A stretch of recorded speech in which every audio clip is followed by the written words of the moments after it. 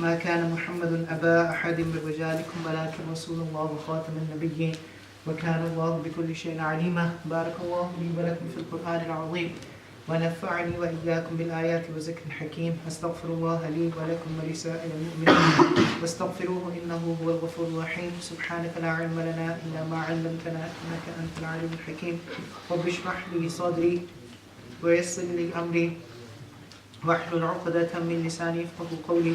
رب يسر ولا تعسر وتمم بالخير وبك نستعين. يا فتاح يا فتاح يا فتاح. صدق الله العظيم وصدق رسوله النبي الكريم الأمين. Assalamu alaikum wa rahmatullahi wa barakatuh. Alhamdulillah, it's a great blessing of Allah subhanahu wa ta'ala that He has given me and you the ability and tawfiq to participate in this gathering. And we ask Allah subhanahu wa ta'ala to make this gathering a source of guidance for all of us. And we ask Allah subhanahu wa ta'ala to make this gathering one of the means of our entry into Jannah, inshallah. We have started a new chapter of our Seerah series. It was about the marriage of Rasulullah sallallahu alaihi wasallam with Khadija radiyallahu ta'ala anha and the rebuilding of the Kaaba. Tonight's session is our 7th session of the same chapter of our Seerah series. In our first session, we learned how Prophet sallallahu alaihi wasallam was introduced to Khadija radiyallahu ta'ala anha through her elder sister. In the second session, we learned how Khadija radiyallahu ta'ala anha requested Rasulullah sallallahu alaihi wasallam to take the charge of her caravans to Syria, which Prophet sallallahu alaihi wasallam, after consulting his uncle, accepted. And when he came back with multiple prophets, and this raised the emotions of Khadija radiyallahu ta'ala anha for Rasulullah sallallahu alaihi wasallam. In our third session, we learned how Khadija radiyallahu ta'ala anha, through one of her slaves, hinted Rasulullah sallallahu alaihi wasallam that she is interested in him. And then eventually Rasulullah sallallahu alaihi wasallam proposed Khadija radiyallahu ta'ala anha, and their nikah was performed.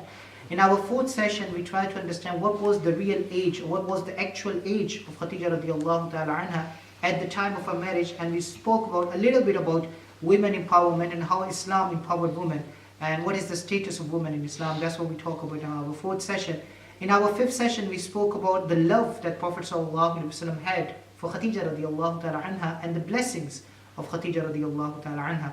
In our last session, we spoke about the children of Rasulullah sallallahu alaihi wasallam, and we spoke about how Prophet sallallahu alaihi wasallam became orphan multiple times, and when he got his own children, how he lost his children one after the other. So I told you that he had 6 children in his lifetime. In his lifetime, out of his 6 children, he buried 5 of them with his own hands. And then we tried to understand that Prophet ﷺ went through all of these trials and tribulations, because in these trials and tribulations you learn a lot of things. So for example, Prophet ﷺ, through these trials and tribulations, he became very close to Allah subhanahu wa ta'ala. He learned patience, he learned servitude. He became very merciful towards orphans and poor people, because he went through all these kinds of situations. And now tonight finally, we will have a discussion that why Prophet ﷺ was not allowed to have sons that can grow to maturity, because all his 4 daughters, mashallah, they were matured, they grew to maturity, they all were married, and mashallah, they lived a mature life, they lived a married life, they have their own children. So, but the sons of Rasulullah sallallahu alaihi wasallam, all of them, they died in infancy. So why Allah subhanahu wa ta'ala did not allow Prophet sallallahu alaihi wasallam to have sons? And this is a very valid question, and I believe if you ever come across a non-Muslim who is taking interest in the life of Rasulullah sallallahu alaihi wasallam, this is the most obvious question that he will ask you, that if he was so beloved to Allah subhanahu wa ta'ala, then why didn't Allah subhanahu wa ta'ala let him enjoy this blessing of a son? So tonight, inshallah, we're going to learn the answer, and inshallah I will try to make it very, very easy for all of you. And the answer is not mine, the answer is from Rasulullah sallallahu alaihi wasallam. Later on in his life, in the life of Rasulullah sallallahu alaihi wasallam, he had Ibrahim. And I told you, Prophet sallallahu alaihi wasallam had Ibrahim from one of his amma, from one of his female slaves. We spoke about it in our last session. None of the other wives of Rasulullah sallallahu alaihi wasallam ever became pregnant. None of the other wives, other than Khadija radiyallahu ta'ala anha. One of his female slave, one of his amma, she gave birth to a son of Rasulullah sallallahu alaihi wasallam. His name was Ibrahim. Prophet sallallahu alaihi wasallam had Ibrahim when he was around 59 or 60 years old. So Ibrahim was born later on in his life. And Ibrahim lived for a year and a half, for 18 months, roundabout for 18 months. And those of you who are parents, you know that the most sweetest age of a child is when he is 18 months old. Because after that, terrible twos begin. That's what you say in English? In Urdu we call it differently. We say bacha daant ugana shuru kar deta hai. But in English you say terrible twos begin after that age. So the most tender age, the age when you feel most love for your child, is the age when he's around 18 months old, when he's, when they are a year and a half old, right? And Allah subhanahu wa ta'ala has blessed Rasulullah sallallahu alaihi wasallam with this. It's such a blessing to be a father. It's such a blessing to be able to play with your child. So Allah subhanahu wa ta'ala has blessed Rasulullah sallallahu alaihi wasallam with this, but Allah knew that Prophet sallallahu alaihi wasallam could not remain a father of a son for a long period of time. So Allah subhanahu wa ta'ala caused Ibrahim to die, and Allah caused him to pass on to the next world. And Prophet sallallahu alaihi wasallam was very much grieved. Very much grieved. And there is a hadith mentioned in Ibn Majah, and I want you to listen to it carefully, because not many Muslims know about that hadith. The hadith is mentioned in Ibn Majah, authentic hadith. Prophet ﷺ said, had Ibrahim lived, he would have been a prophet. Had Ibrahim lived, he would have been a prophet. But Allah subhanahu because there is not going to be any Nabi after me, and Allah subhanahu wa ta'ala had to seal the prophecy, that's why Allah subhanahu wa ta'ala caused Ibrahim to pass on to the next world. Because had he lived, he would be a prophet. But then Allah subhanahu wa ta'ala had to seal the prophecy, right? And subhanallah, Prophet knew about it, and I want to add here something else. What a fitna it was for this ummah when the daughters of Rasulullah sallallahu alaihi wasallam had sons afterwards. And what did this ummah do with the grandsons of Rasulullah sallallahu alaihi wasallam from a woman? How many groups were formed? How they exaggerated the grandsons of Rasulullah, the status of the grandsons of Rasulullah sallallahu alaihi wasallam from a woman. If there was a direct male progeny, forget about it. The groups have made the male progeny from Fatima radiyallahu ta'ala anha, Hassan and Hussein ridwanullahi ta'ala alayhim ajma'een. They have made them to be what they have made them. If there was a direct male progeny from Rasulullah sallallahu alaihi wasallam, we would have made them gods and prophets. We would. This is what we would have done. Allah knew the weakness of the ummah of Rasulullah sallallahu alaihi wasallam. It happened in the past. It happened in the past. Allah knew the weakness of this ummah. So this was the mercy of Allah subhanahu wa ta'ala, that Allah did not allow Prophet sallallahu alaihi wasallam to have sons. Now do we understand this? This is a theological issue. But this is now we understand, because the sons of the Prophet ﷺ would have become a prophet. Even if they were not prophets, we would have made them a prophet. So that's why Allah subhanahu wa ta'ala never allowed Rasulullah. He had daughters, mashallah, and they all grew to maturity, but he never had sons that could grow to maturity. Never. And that was one of the reasons, theological reasons. Now the last incident that we have, before the prophecy of Rasulullah, before the prophethood of Rasulullah sallallahu alaihi wasallam began, the last incident now that we have that we need to discuss is the rebuilding of the Kaaba. Very interesting story. You will love it, inshallah. And hopefully you won't fall asleep when I tell you this story. I won't tell you the whole story today, but just give you a kind of introduction what actually happened. Probably most of you already know that story. Prophet sallallahu alaihi wasallam was around 35 years old when this happened. And if you just think about it, we just finished the marriage of Rasulullah sallallahu alaihi wasallam with Khadija. And how old was he when he got married to Khadija? Radiyallahu ta'ala anha? 25. And now he is 30.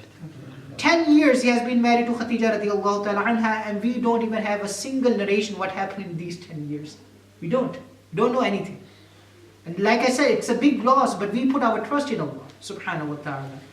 Maybe those details have not benefited us theologically. And Allah knew what is going to benefit us. So Allah preserved the life of Rasulullah sallallahu alaihi wasallam, or the part of the life of Rasulullah which is going to benefit us. So this is the story of the rebuilding of Kaaba. It happened, Ibn Ishaq says, when Prophet sallallahu alaihi wasallam was 35 years old. What actually happened is that, maybe some of you probably know all the details, but some of the details probably that you don't know. What actually happened is that Kaaba was damaged by two things in the year before it was rebuilt. in the year it was rebuilt, two things damaged Kaaba. Number one was the fire, and number two was the flood. And subhanAllah, two opposite things, fire and flood. Fire and water damaged the Kaaba. Now what actually happened is that there was a lady, there was a woman, and she was cooking outside of her house near to the Kaaba. Now you need to realize that in our times, Kaaba is separated from the settlements by thousands of meters or by thousands of feet, right? But in those times, in the time of Rasulullah sallallahu alaihi wasallam, the houses of the people were literally like 5-10 feet away from Kaaba, because you don't need big spaces of tawaf. You don't have tens of thousands and millions of people coming to Makkah and doing tawaf, right? So people were living really close to Kaaba, and mashallah, we have people who are sitting here.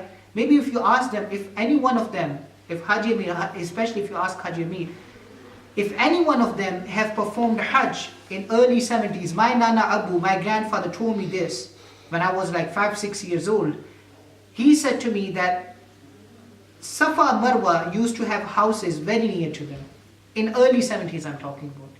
Even near to Safa and Marwa there were houses and people were living there. And Haram was really small. Haram was so small. My Nana Abu told me, my grandfather told me, that if you walk out of the round of Haram, of the round of Tawaf, if you walk out of it, you actually exit the Haram. Haram was so small that you can only do Tawaf in it. When you come out of it, when you come out of that Tawaf thing, when that round Tawaf thing, you actually exit the Haram. And then you re-enter for Safa and Marwa. So this is how small the Haram was. Makkah was a really small city. And it was in early 70s. Just think about the time of Rasulullah, 1400 years ago. People used to live really close to Kaaba. So there was this one lady, she was cooking something outside of her house, near to the Kaaba. And one of the embers, it sparked. And it set the cloth of the Kaaba on fire. Now, the Kaaba was clothed even in the times of Jahiliyyah. Even the Jahili people used to cover the Kaaba. So the fire set the entire Kaaba on fire. The fire set the entire Kaaba ablaze, and by the time they put out the fire, Kaaba was damaged. It was not completely destroyed, but it was a little bit damaged. It was weakened. But still it was okay. It was damaged. And later on, in the same year, a massive flood came into Makkah. Now Makkah, those of you who've been to Makkah and you have seen the pictures of the Makkah, Makkah is the basin of a lot of mountains.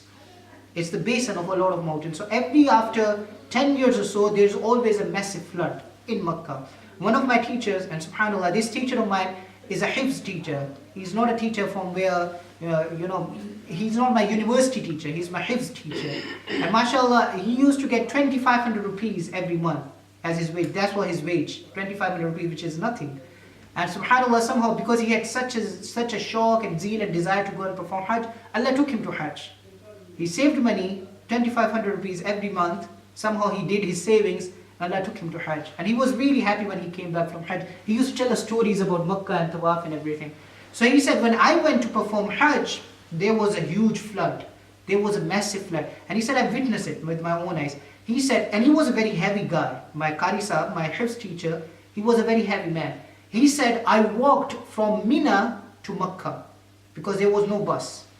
Khalas, no transport, no bus. It was flooded. The streets of Makkah were flooded. So he said, I walked from Mina to Makkah, and there were some points when the water was up to here. And he said, I had to walk with my luggage on my top, with my stuff on my top like this, because there was water up to there. So I had to walk. And he told me at that time, he said that we saw pictures of the flood that came in Makkah in 1947 or 48. And he said at that time, people had to swim to do tawaf. Good exercise, mashallah. But people had to swim in 1948. Probably they still have pictures on the internet. People had to swim to tawaf. Now in our times, alhamdulillah, Kaaba cannot be flooded because they have gutters and waterways to get rid of the water. But in the streets of Makkah, to this day, the streets of Makkah can be flooded. So the point that I was trying to make is that after 10 years or so, there's a huge flood. So a huge flood came in Makkah, and the flood actually destroyed the roof of Kaaba and some of the walls of Kaaba. Partially destroyed, not completely destroyed, but it caused enough damage. So the people of Makkah, the people of Quraysh especially, they thought, okay, we have to rebuild it again. because both of these things have caused a lot of damage. Fire weakened it, flood has almost completely destroyed it. The structure, the remnants are here and there, so we have to rebuild the Kaaba. But now, and here I'm going to stop, and here, inshallah, I'm going to finish this tonight's session, so I want you to be awake now. In Arabia, it's a desert. You don't have a fancy wood in Arabia. You don't have any marbles in Arabia. You don't even have any carpenters in Arabia. The qualified carpenters. You don't have them in Arabia. So how are you going to rebuild the Kaaba? How are you going to rebuild it in a way that it will last longer than the last Kaaba? How are you going to do it? Subhanallah, there was a plan of Allah that came to pass, and it was a beautiful plan. That's what we're going to learn in our next session. This is actually tell us, when Allah plans something, how the entire world will work for you. But when it's not the plan of Allah subhanahu wa ta'ala, then you can do whatever you want to do and nothing will work out for you, inshallah. So inshallah, the remaining part of the story, very interesting story. And yeah, next session, if Allah keep me alive and healthy, next Tuesday will be our last Seerah session before the month of Ramadan. So I will encourage all of you to spend today some time, one last time inshallah, before the month of Ramadan, so that we can come and participate and finish that story and finish the session inshallah. So may Allah subhanahu wa ta'ala grant us understanding, may Allah give us tawfiq to understand.